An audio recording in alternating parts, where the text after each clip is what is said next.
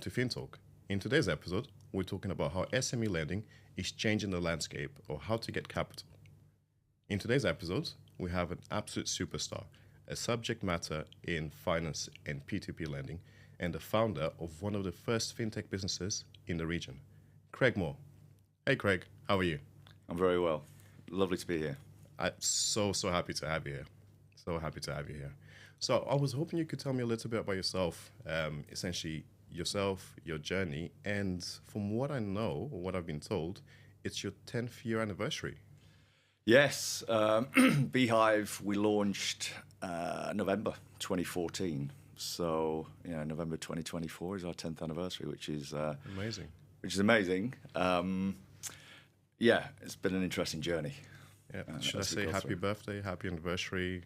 Happy birthday? Happy Beehive anniversary? Yeah. Oh, maybe. Yeah, maybe. So you're the first fintech in the region, or one of the first. How did that come about? Yeah, so back in 2013, kind of 2012, 2013, my previous business, I had a previous business in the UK, software business. Sold that to IBM back in 2012.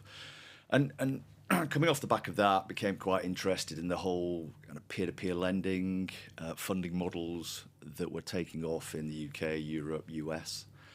And started to look at this region. I knew this region. I got a few friends that had lived here for probably a decade at that point.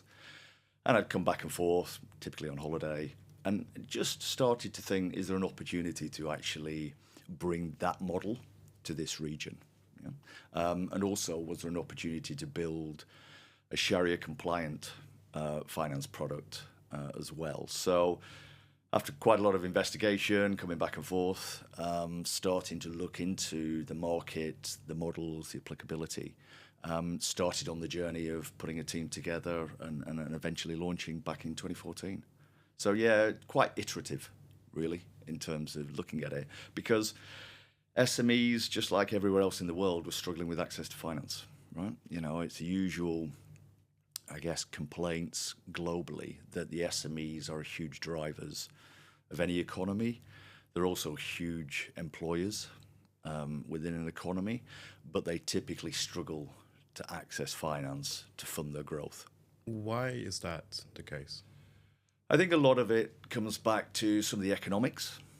Some of it comes back to it's simpler to lend, $1 billion to a large multinational than it is to make many different lends to growing SMEs.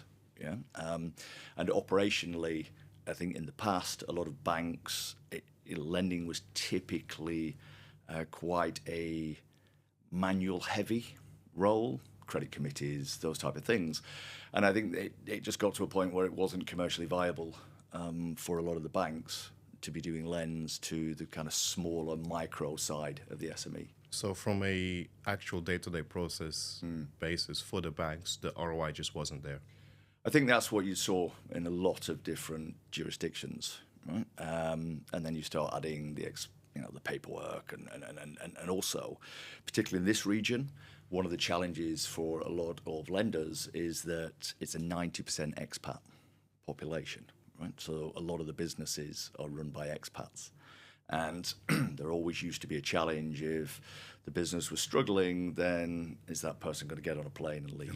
Right? Yes. And that was always a problem. So you tended to see that SME finance goes in waves.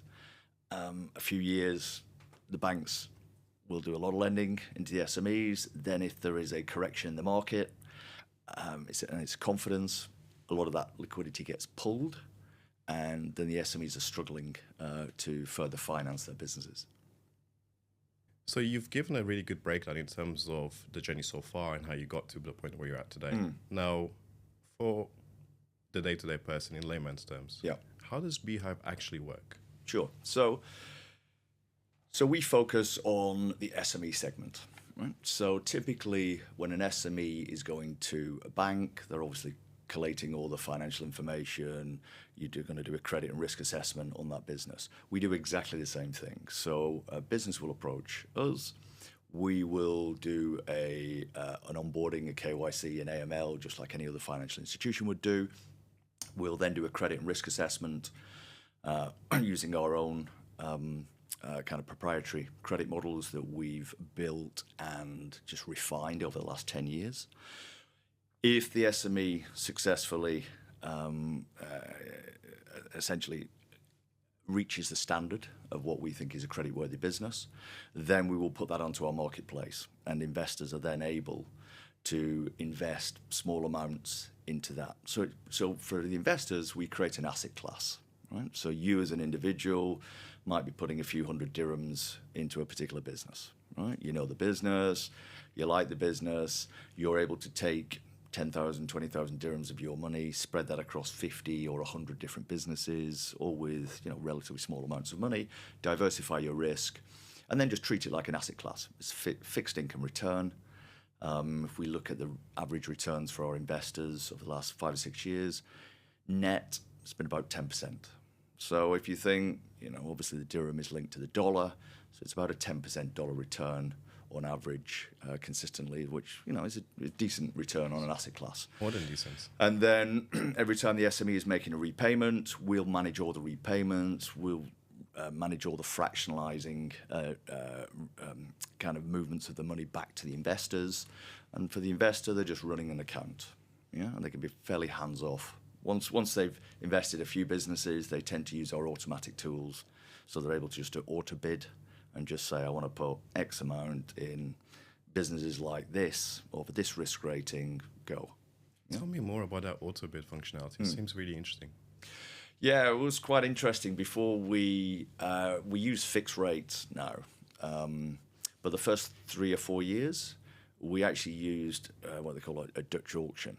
But now that we've got the empirical data, we moved to fixed rates. So initially when Beehive started, it was quite gamified as well. So a business we would list, it would start at a certain interest rate. As soon as that loan or financing had filled up, the next bid knocked out the most expensive bid. So it would just reverse the kind of bidding process and bring the average rate down for the business by the time the auction closed. So then when we moved over to fixed rates, essentially the auto bid is just, it's you as an investor setting your parameters out. Yeah, I want to invest in these type of businesses over this tenure, this kind of interest rate, and then the system will automatically make bids for you based on your criteria. So again, it's just letting people effectively treat it like a fairly passive asset class that they can put some money in, set up their settings, and then just leave it. That's quite a disruptive market or play to a pretty immature market at the time. How was the adoption to it? Yeah, interesting. I think people had to become comfortable with it, comfortable with understanding it. Typically, initially people would make manual bids, right? But I think once people have made a number of manual bids, they've got a diversified portfolio of SMEs, then rather than logging in every day or every couple of days or whatever, they'll just start to set up, I guess, parameters which they're comfortable with, and then just let it run. For Beehive, you essentially have 2 types of customers, right? You have the SME who Yes. comes to you for funding, and then you have the retail investor, Yeah. right? How did you come up with this whole concept? Because it's quite intricate, and specifically for this region. Yeah, it was something that we had to, it's confidence, right? You have to build up the confidence, and you build the confidence by the way that you set the business up, or how you communicate with investors and with businesses. Because to open up SME loans, essentially, as an asset class, typically people, first of all, wanted to understand, how much can we understand about the SME? And we had to educate the investors and say, well, the SME is not going to share so much information. It's a private company. So you have to strike a balance about how much information that we're bringing into our credit models and our risk models. And investors need to be comfortable that our credit and risk models are fit for purpose. And we've evolved those, so we're probably on evolution 10 now of our credit model. And you learn all the time, you feed more information in, You bring in new data sources when new data sources become available. So, for example, when we set up, the credit bureau didn't exist here. Right? The credit bureau has come on leaps and bounds now. So we'll take data from the credit bureau and feed data into the credit bureau. But in the early days, we had to build models knowing that there wasn't really third-party applications that we could link into. Now we link into a lot more third-party applications. And as the ecosystem here grows, particularly the fintech ecosystem grows, we're always looking to collaborate or to plug into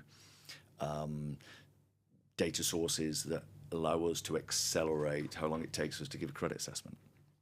Yeah? So it's intuitive, and it builds over time and continues to build. But it's confidence. The word confidence is imperative for an SME, right? Yes. If you don't back yourself, no one will.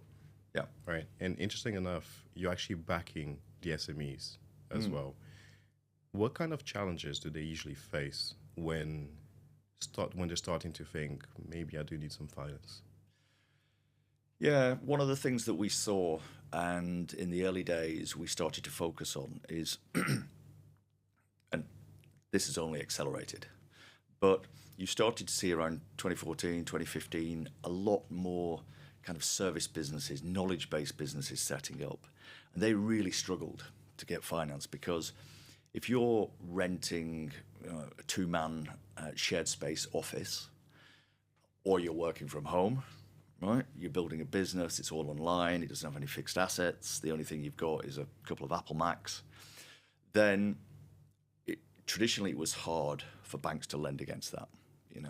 They've got a background where they typically lent against secured assets, so property, warehouse facilities, inventory, something that they could look at and say, okay, physically, there's something we could try to take some kind of lean on. Whereas knowledge-based businesses, you don't, right? So if there's a couple of you guys, you've set up a digital marketing agency, you're doing really well, you now want to hire 2 or 3 more people, you can see the contracts are starting to pile up, the opportunities are there. The biggest frustration for anybody that's run their own business is knowing there's so much more business there to be had, but you need to be able to fund it. You need the growth capital and the working capital. And that's where we were able to come in, because we could see how they were performing. We were looking at their financials. We were looking at the individuals behind the business. We were analyzing that. We were seeing the growth patterns. So, one of the good things is we were able to help some companies that, are household names here now, but even in their early days, they were customers of ours when they were relatively small or just going through a rapid growth path. Can you give me some examples of these household names? Yeah, so if I look at the UAE, Trucker, we're an early customer of ours. Koita, which is the kind of organic milk. Our first ever customer was Coffee Planet. No way. Yeah. So they were the first. They were our first ever customer. So I wouldn't have had my coffee this morning if it wasn't for you then. Well, yeah, maybe small part, maybe for the guys behind Coffee Planet, but yes, it's and that's what we saw that a lot of businesses had big opportunities in front of them, but it's so hard if you need to fund growth. Yeah.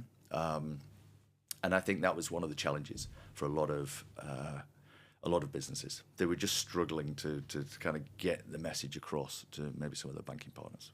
The SME space, at least for us, is quite an emotional play as well, because there's always that feeling of you want the underdog to win, right?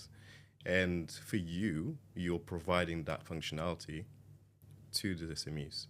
How do you manage that? Because you will look at a business, and especially early on, I can imagine you look at their finances and you think, I really want to help them. Personally, I believe there's a potential here, but maybe the numbers don't quite play or show the right picture. How did you manage that? Yeah, it's a balancing act, right? Because we don't focus on startups. So we've never been focused on kind of pre-revenue, kind of pre-profitability, really, startups. So typically a company will be at least a couple of years old before it's coming to Beehive, as it would do with a bank.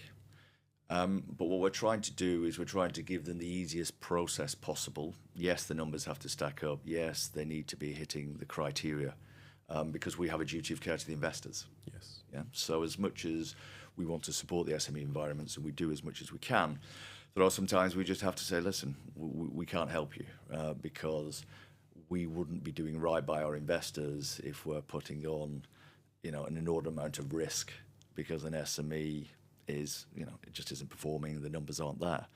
What we've tended to do is when businesses are about to go through, a decent growth cycle, and they're looking for working capital, growth capital, and they might be very, very close to reaching that profitability, then in the past we've supported them because we can see that coming down the line, and we can see that in some of the contracts or some of the sales they're about to make. So you do need a degree of forward looking as well, rather than just looking everything historically. So but it is a balance. So fintech is essentially saving the day, right? That's essentially what that is, because from the SME perspective, if they can come to you and they get the green tick, you are quite literally providing them the opportunity to grow significantly. Yes. Do you have specific examples where a SME has come to you, got the green tick, and grew significantly in addition to these names you mentioned? Yeah, I mean, well, one of the names I mentioned, it's always quite an interesting one, was Koita, right? But when the pandemic hit, obviously for a lot of businesses, including ours, a lot of businesses were under huge pressure, and it was survival. Right? But actually, for certain businesses, they thrived in the pandemic because depending on what their service or product was, it drove up demand. And Koita was one of those. Right? Suddenly, milk, organic milk, and all the different kind of products that they were supplying, there was a huge demand for. I guess people working from home, it's one day a week shopping, all that kind of scenario that was ongoing. So suddenly there was a huge opportunity for them, but they needed access to capital in order to buy more product, to bring that product into the region and sell that. So they actually, their sales went through the roof as a result of the pandemic. So again, we were able to step in there and help them with that. And I think whenever you see something like that, it's gratifying. But also, it's not just that you're providing finance. A lot of it is the speed at which you can provide it.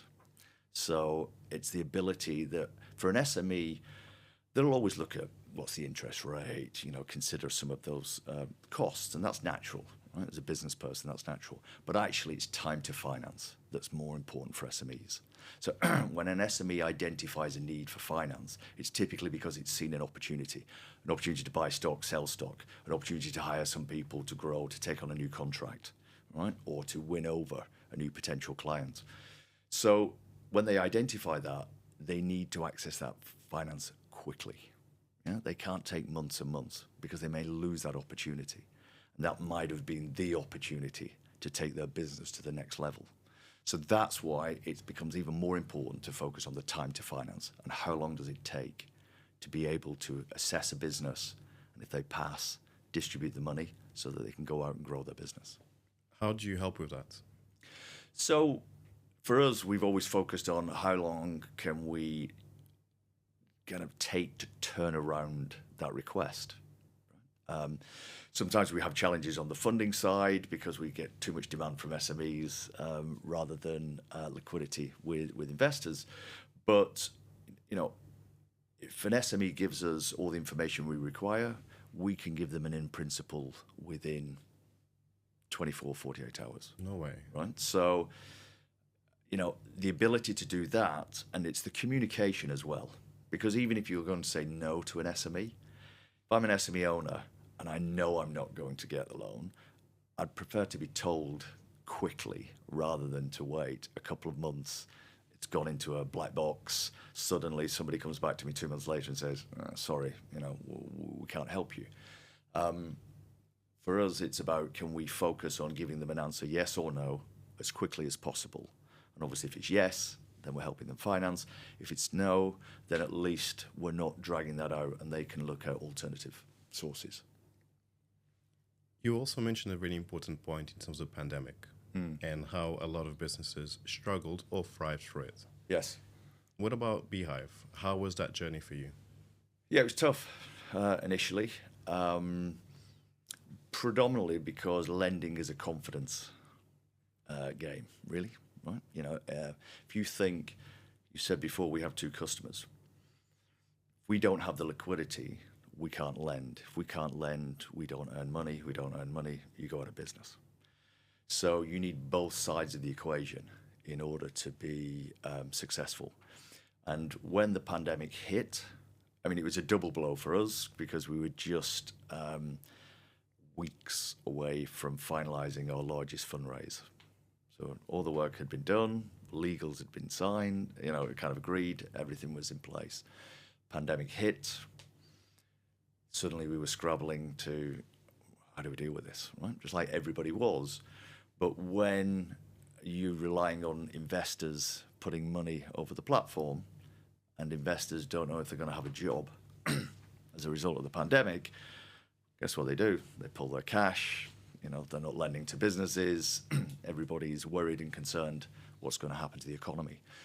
So for us, it was tough. We had to make some kind of tough decisions. But what was, a couple of things came out of it that actually, in hindsight, was very, very useful. One, it really pulled us together as a team.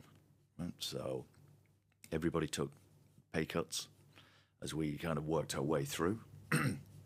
We worked with the SMEs because there was no point on trying to strong arm the SMEs. The risk then you'd tip them into a problem, and therefore you're probably then going to exacerbate defaults, bad debts, etc. So we worked with them, we communicated with our investors, and we tried to make sure everybody was comfortable on, look, we need to get through this. If we get through this, then we believe everybody can come out the other side of this in a better shape. We came out of the pandemic as a business, leaner, meaner, in better shape. So in hindsight, from my perspective, that was good. It also forces you to make some tough decisions, right? But you make them. And we were able to get everybody back onto full salaries, bring everybody together strong as a team. And probably the most gratifying thing is the businesses, we managed to keep the vast majority of businesses up and running with the finance. And over the next year or two, investors got 97% of the capital back on that, which was huge. Amazing. Right? In terms of the performance of the book. And so many SMEs were grateful, right? Because we gave them a holiday, and that allowed them to get their finances in order, to be able to manage the pandemic, then come back and then pay back all their obligations. And I can imagine that just led to so many better relationships and repeat customers as well, right? Yeah, it did. We received quite a lot of kind of thank you notes and emails, and that's lovely. That was lovely to see, right? Because we just knew everybody was in this together. It was hopefully a once in a lifetime kind of pandemic, but there isn't a business manual as to how you deal with that. You have to deal with it on the fly. That's what we did. You've also innovated the business quite a lot during the pandemic, and now you're doing a lot better than before and during the pandemic, right? Yeah. Tell me a little bit about how you innovated the business after the pandemic. Yeah, so for us, it was about focusing on what are your core capabilities. So bringing not only a more maniacal focus to, right, what is the business? Where are the areas that we believe we're strong? How do we double down on those areas?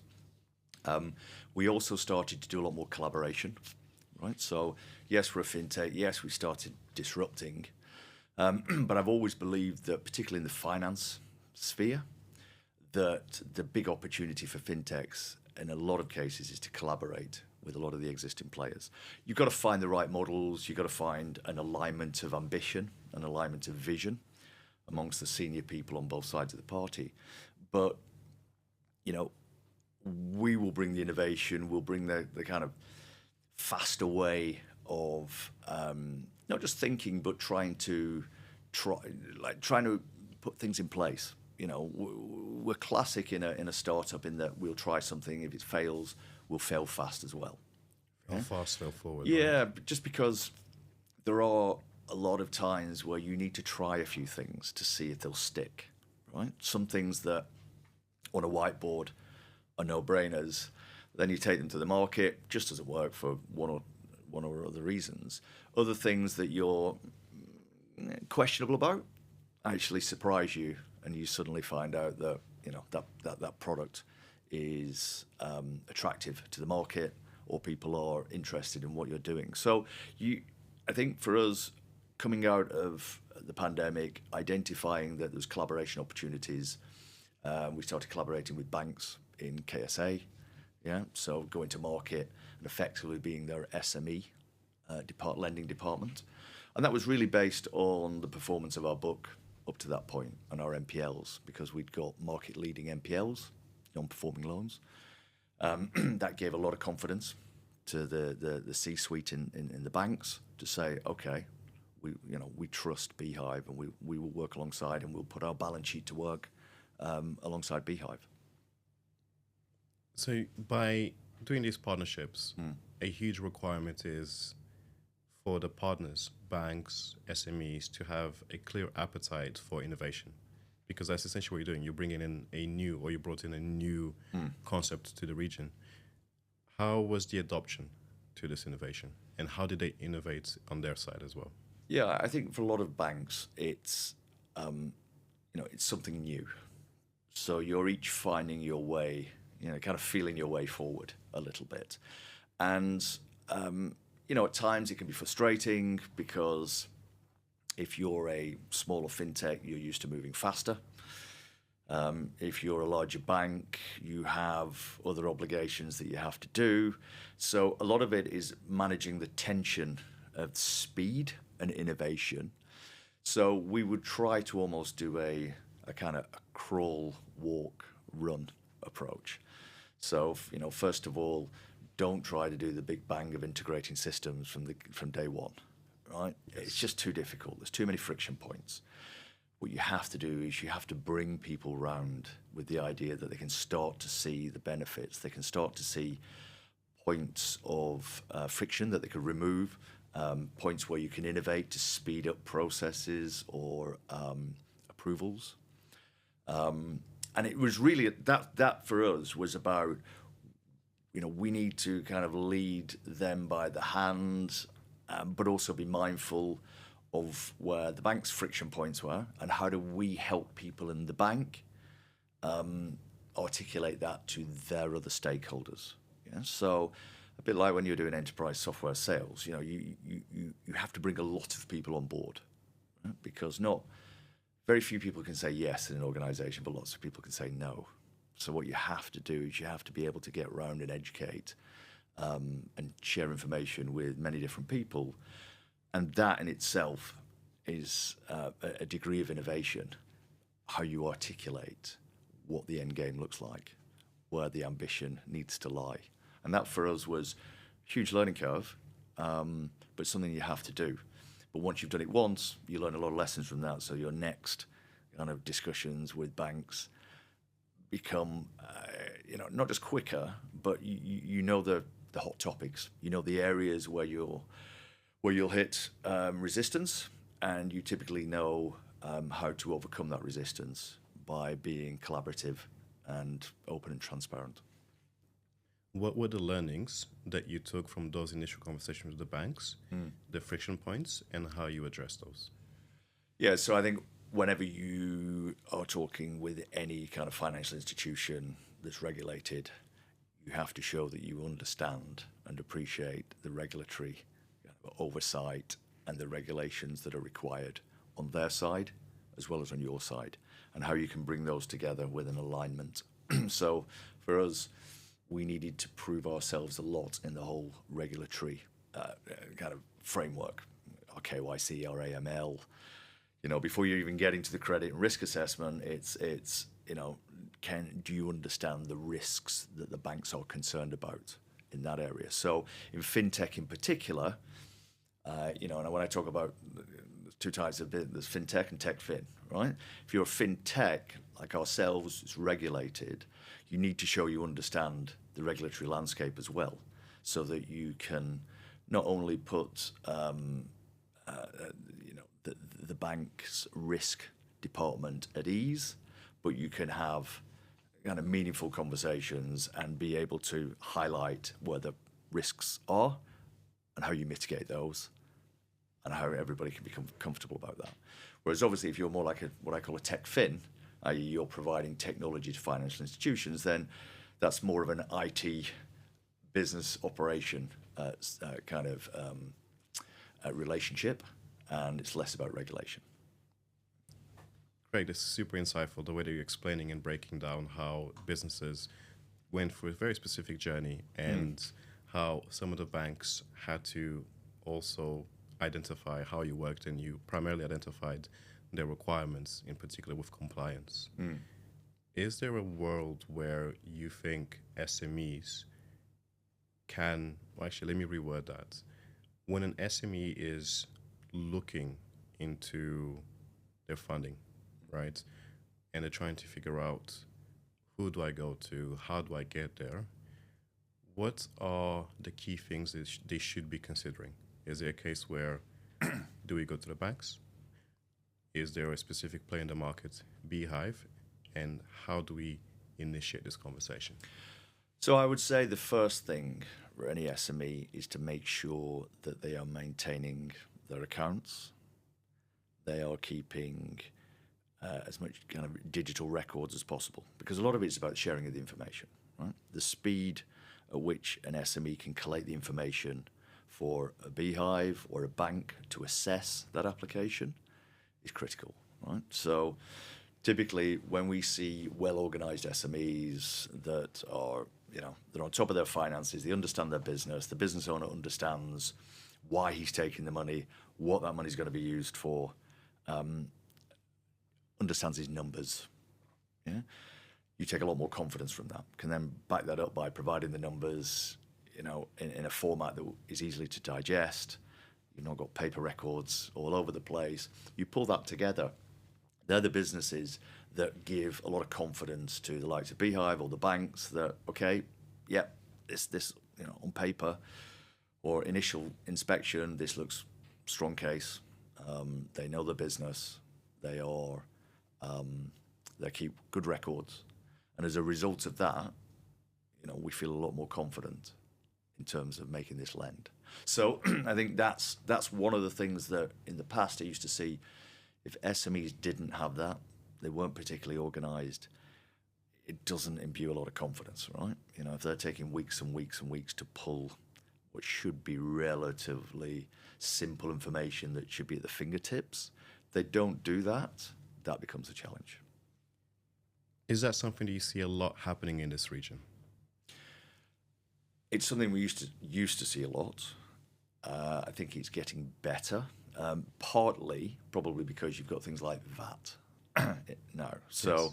Having things like VAT drives the need to put in VAT returns. You've got to remember, up until only a few years ago, people didn't need to have audited accounts. Which is insane. So not having audited accounts meant they didn't have to go through the kind of financial rigor of being audited. And that's why we had to build credit models that really, didn't take into account audited financials, because a lot of the businesses wouldn't have audited financials. If it's not a legal requirement, they won't necessarily do it. Whereas now you're starting to see more businesses getting on the front foot with finance, but finance is incredibly important. For the SME, it's a balancing act, right? Do you hire another sales guy or do you hire finance? And it's, I think, one of the things that we see, as I say, businesses that are well run in that area tend to be more successful when it comes to applications, right? Because they've got the information. If a Beehive or the bank asks for follow-up information, they've got that information, right?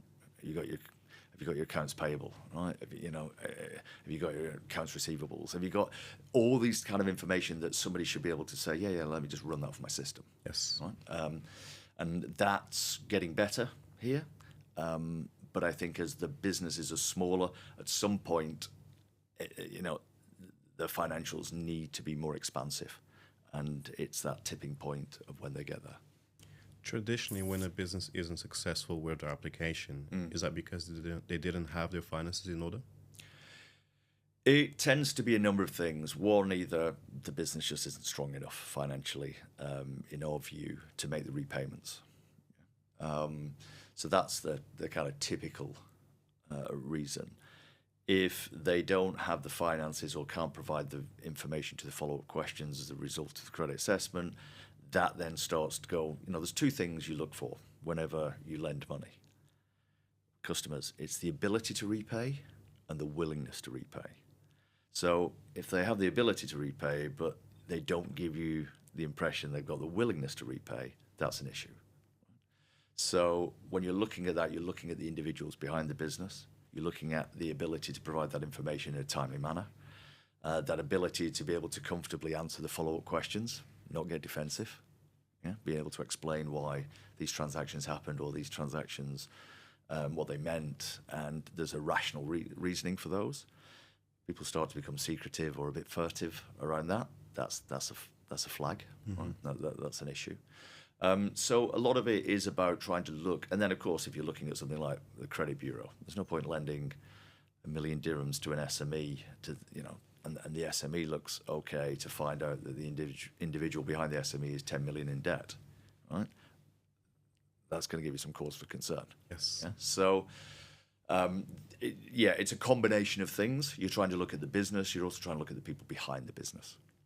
So ability to pay, willingness to pay, and then being able to provide the relevant financial information in a timely manner. Yeah. What advice do you have for SMEs that have the ability to pay and the willingness to pay, but don't have their financials in place?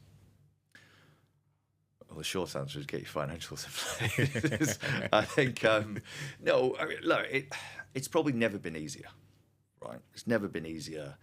I think about setting up Beehive 10 years ago and then the business before that, and the amount of money you have to spend just to get to the start gate has come down hugely. It's never been easier to start a business globally, right? It's probably never been cheaper historically to set up a business. There are lots of software packages, services that help people get to the next level. The key is using those, right? And understanding where you as an entrepreneur or you as a business owner should be spending your time. Because sometimes the old saying in the UK, people would be kind of penny wise and pound foolish. If you're an entrepreneur, driving your business is about sales, right? Or about getting customers, then do you really want to be spending 10 hours at the weekend doing the finance? In the early days, you might have to, but at some point, everything is about opportunity cost. Everything in business is about opportunity cost. So you've got to identify what is the best use of my time. And over time, when the business grows, then of course, people can go into those roles. You can spread the workload across the business. But for a lot of people, it's identifying where it's best for you to spend your time, where best sometimes to spend a little bit of money to accelerate your business, but also not to get kind of maniacal about doing the admin side of your business when you're neglecting the opportunities in front of you. Yeah. You've mentioned the word maniacal a couple of times now, and I absolutely love it. When it comes to taking that maniacal approach into business optimization, you've done it across two different businesses. One, you've sold to IBM, which again, congratulations on that exit. And then secondly, you've done it a few times across Beehive, pre-COVID, during COVID, and of course, post-COVID as well. You've got a huge amount of experience in this. What advice do you have for SMEs that are going through a similar journey and they know that they need to go for funding and they're starting to get their finances in order? I think be very clear about your destination, your vision. I think it depends on the type of business, right? Whether you are almost a traditional SME, where you might be building a family business that's going to run for 30, 40 years. That is very much a different mentality if you're trying to do what we call a startup, right? That is going to have some event at some point in the future. You know, that you might sell your business, you might list your business. You know, there's a lot of people, I'm sure, that we're listening to this, that are entrepreneurs that have set up a business, and in their mind, at some point they want an exit, Yes. right? At some point they want to kind of realize a financial reward, but also they want to, you know, proudly say, you know, I created something in my head and I put it down on paper. It's been a whirlwind of a journey, and at the end of the day, somebody has paid money to buy that business, right? Or to you know, you've listed that business and the market has supported that. And that's a huge thing, right? And not that many people get to do that, because many people start and then for various different reasons, it's very tough. And typically people are normally hearing about the people who've succeeded. But, you know, the vast majority of people don't. So you've got to be very honest with yourself about your journey, but start with the end in mind, right? Where do I think this is going to end up? Because that should be driving a lot of your decisions, right? How you finance your business. Yeah? You know, do you take borrowing, or do you take equity investment? Right? How do you grow your business? How do you seek your path to profitability? Right? How do you balance that against growth?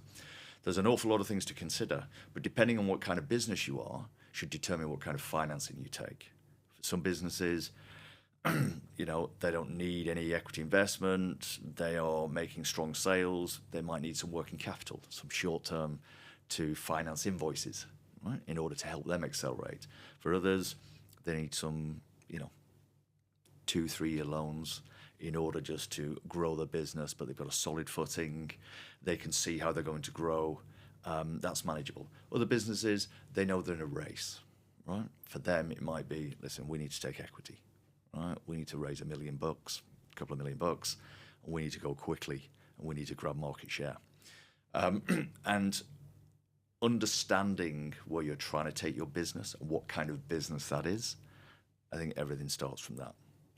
And then alongside that, I think it's incredibly important that you realize, you know, no entrepreneur is an island, right? You need to put a good team around you. And it's when you build that team and how you build that team and how you incentivize that team.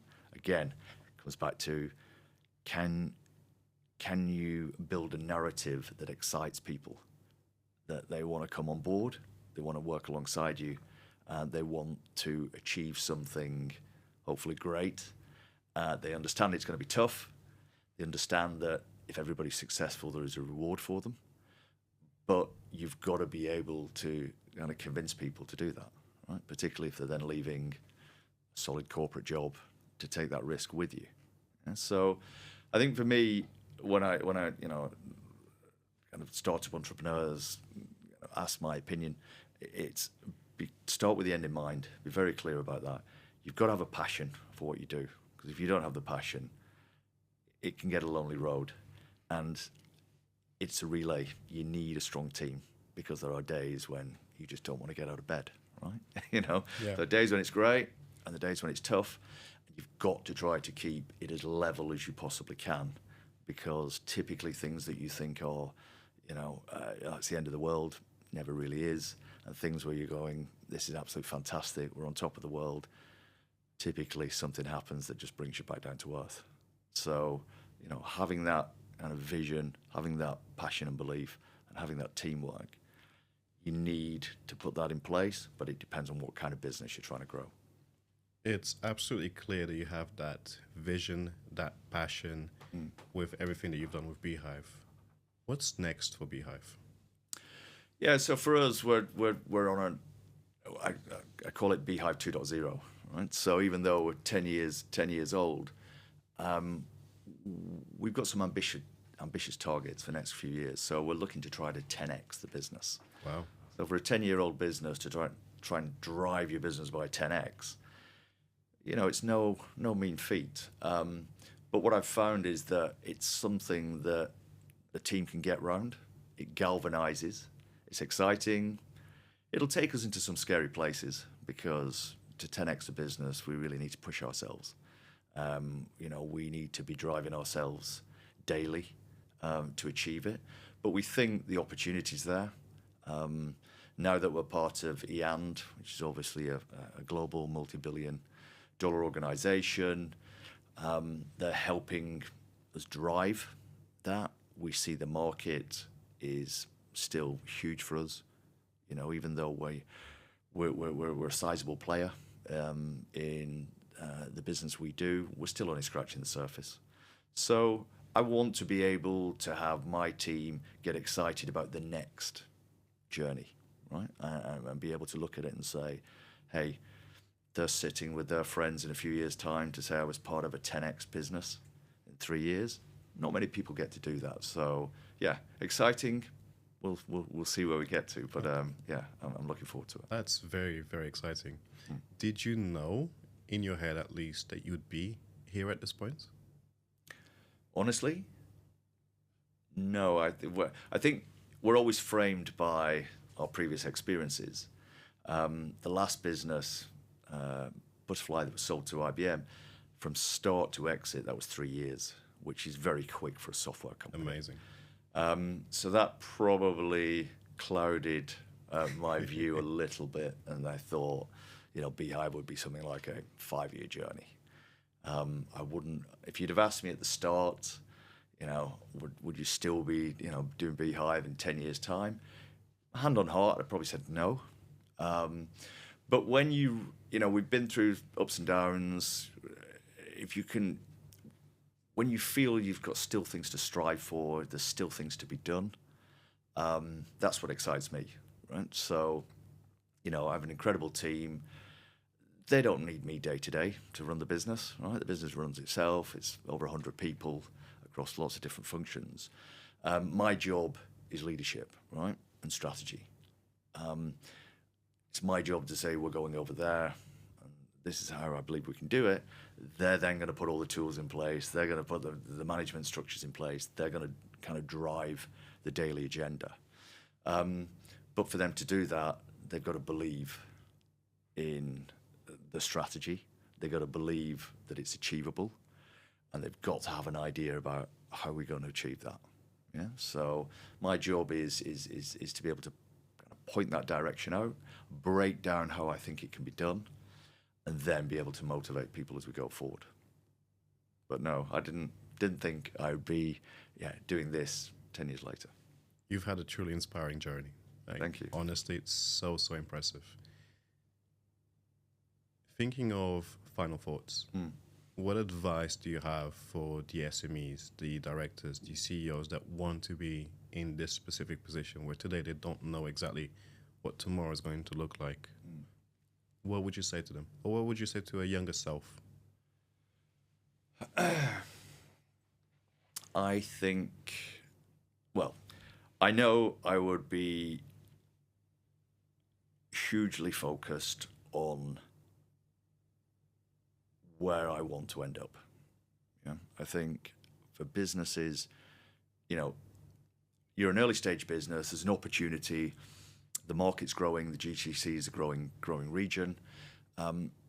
What that means is it means there's opportunity, but it also means there's competition, right? It also means there are players that will come in from outside of the of the region who may already be established in another part of the world, and they're going to come with more experience. What you have to do is you have to find out what makes your proposition different, what makes it tailored to the region. Yeah? Because many people have set up businesses here, lifting and shifting a model maybe from the West, right? And then becoming frustrated that it just doesn't stick in the same way because there are some cultural nuances. The way the market works might be slightly different. You may have come from a far larger market that can work with economies of scale that here it won't work in the same way. So I think it's very popular for people to become entrepreneurs nowadays, but you need to be quite clear on what, are you actually trying to address a problem? I've seen a lot of people set up businesses where I would argue they're trying to build a business around a feature rather than actually solving a problem. Right? And the danger with setting up a business around a feature is that the bigger players can just turn that feature on, and then you're in trouble. Yeah, as Warren Buffett used to talk about the moat, right? What is your moat? And whilst Beehive didn't reinvent lending, we knew that lending always comes with risk. And if you can mitigate the risk, that is your moat. Whereas if you are creating a bit of software that is just a feature, yeah, you might get the business going at the start. The danger is acquiring customers is hard work, right? Doing the hard yards as you're trying to build a business is tough, particularly if you need to fundraise from an equity perspective. It's a never-ending job, right? You have to put a lot of effort into it. So you need to be clear that you're actually solving a problem, and you're solving a problem that people will pay for. Yeah? So you can actually build that business. And then I think alongside that is just understanding how in the region you can build the £800 champion, as they say. Right? How do you become one of the players in region, and how would you defend that against others coming in from the region? Because, again, lots of people want to be entrepreneurs, but they shouldn't be doing it for the money. Somebody was saying the other day that they did a study, I think it was Harvard, people who are entrepreneurs versus people who had a good corporate job, you learn 30% less on average as an entrepreneur. Interesting. Right? Because, of course, so many people don't manage to get to the finishing line. So you need a passion different than, I want to have money, I want to make millions as a result of this. You need to stay on a kind of mission. You need to be focused.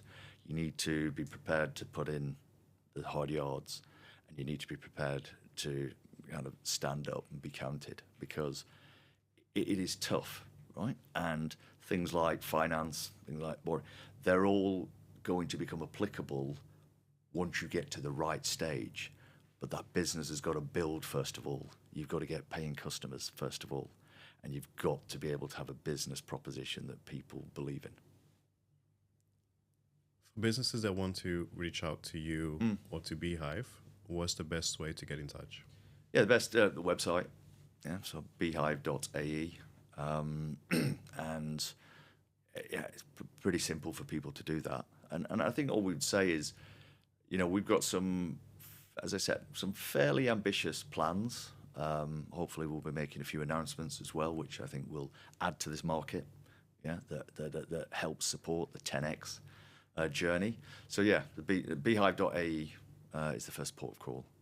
Amazing. Beehive, the 10-year-old company that's going to 10x in the next couple of years again. That's the plan. Amazing. Craig, thank you so much for joining us. It's been an absolute pleasure to have you. You are such an inspiring individual, and I really appreciate your time. Thank you. Amazing. Thanks, Craig.